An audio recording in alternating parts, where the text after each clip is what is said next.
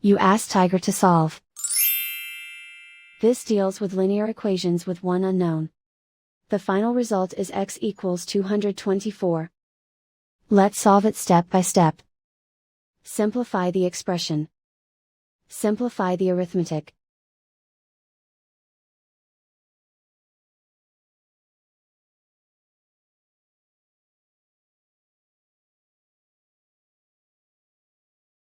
Group the coefficients.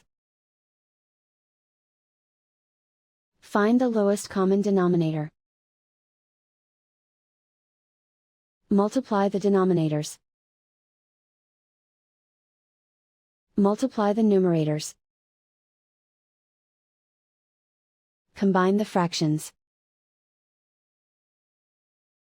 Combine the numerators. Find the greatest common factor of the numerator and denominator. Factor out and cancel the greatest common factor. Isolate the x. Multiply both sides by inverse fraction 112/5.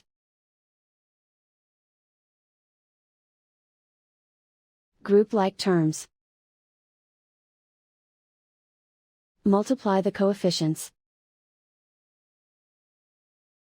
Simplify the fraction. Multiply the fractions.